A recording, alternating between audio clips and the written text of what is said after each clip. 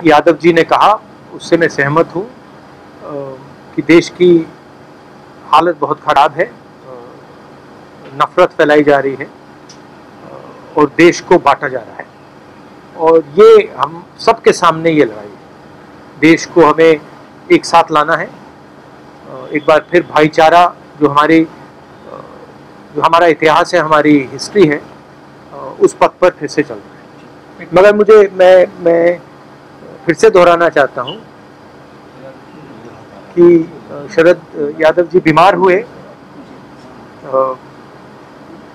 काफ़ी लंबे समय से बीमार थे, और मैं बहुत खुश हूँ कि फाइटिंग फिट है और देखिए मुस्कुरा रहे हैं, तो ये मुझे बहुत अच्छा लगा। और फिर से इन्होंने मुझे राजनीति के बारे में बहुत सिखाया। एक दो घंटे मेरी एक बार इनके साथ मैं गाड़ी में बैठा, हमारा शायद आंध्रा में प्रोग्राम था, तो उसके बाद मैं 3 घंटे गाड़ी में शरद यादव जी के साथ था। और शरद यादव जी ने जो मुझे 3 घंटे में बताया हिंदुस्तान की राजनीति के बारे में, वो मैं कभी भूल ही नहीं सकता। तो इस प्रकार से थोड़ा सा कर सकते। क्या आपको लगता है कि आज के समय में सारे पुराने समाजवादी नेताओं को एक साथ लाने की जरूरत है? महंगाई बहुत बढ़ गई, 400 रुपए के ऊपर नींबू का रेट है, वेजिटेबल सारी 100 रुपए के ऊपर। ट्वीट भी किया है। लोग सोचते हैं कि इकोनॉमी जो होती है, महंगाई जो होती है, वो समाज की कंडीशन से अलग होती है। जिस देश में हार्मनी नहीं होती है, शांति नहीं होती है, उस देश में महंगाई बढ़ेगी, उस देश में नफरत बढ़ेगी, इकोनॉमी चल ही नहीं सकती है, रोजगार मिल ही नहीं सकता। अगर देश को मजबूत बनाना है तो सबसे जरूरी चीज शांति, हार्मनी ये है। बीजेपी के लोग सोचते हैं कि नफरत फैलाकर, लोगों को डराकर, लोगों को मारकर हिंदुस्तान की इकोनॉमी को स्ट्रेंथन किया जा सकता है। गलतफहमी में है। फरहान जी, आप लगातार ये कहते रहे हैं कि इकोनॉमी कोलैप्स होने वाली मौजूदा वक्त की सरकार है। अभी ये खबर प्रधानमंत्री नरेंद्र मोदी की बैठक से बाहर निकली है कि जो हालात मौजूदा वक्त में देश के हैं, वो हालात श्रीलंका जैसे होते जा रहे हैं, यानी श्रीलंका। नहीं, मैं आपको ये बता देता हूँ, आप हिंदुस्तान की जो आर्थिक सिचुएशन है, रोजगार की सिचुएशन है, उसको आप अभी इमेजिन ही नहीं कर सकते।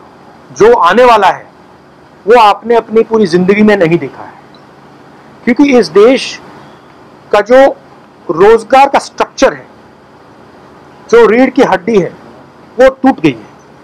जो स्मॉल एंड मीडियम बिजनेस हैं, छोटे दुकान चलाते हैं, इनफॉर्मल सेक्टर जो था, ये हमारी रीढ़ की हड्डी है।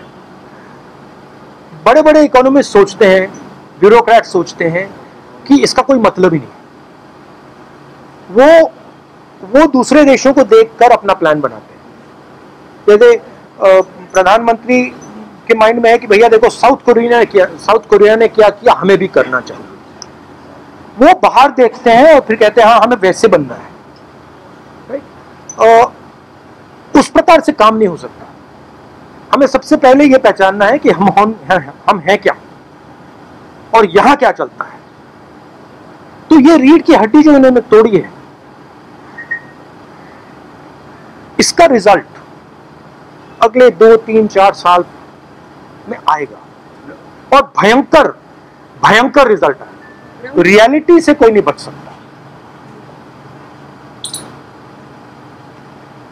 टेम्पररीली मॉडर्न पॉलिटिक्स में रियलिटी से बचने का तरीका मीडिया है।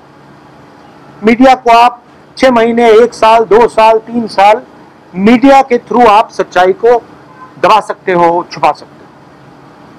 मगर जब वो सच्चाई युवा के पेट तक पहुंचती है,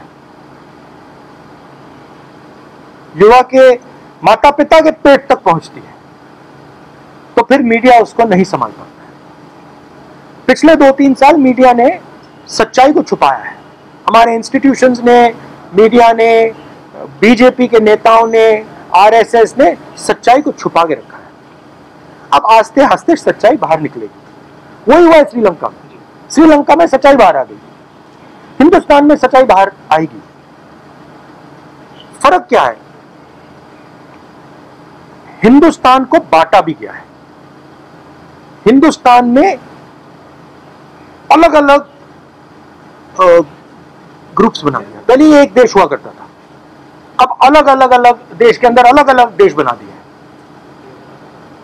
एक इन लोगों का देश, दूसरा इन लोगों का देश, तीसरा इन लोगों का देश, और इन सबको एक दूसरे से लड़ाया जाता है। तो जब ये दर्द आएगा तो हिंसा आएगी। अभी मत मानो मेरी बात, अभी मत मानो।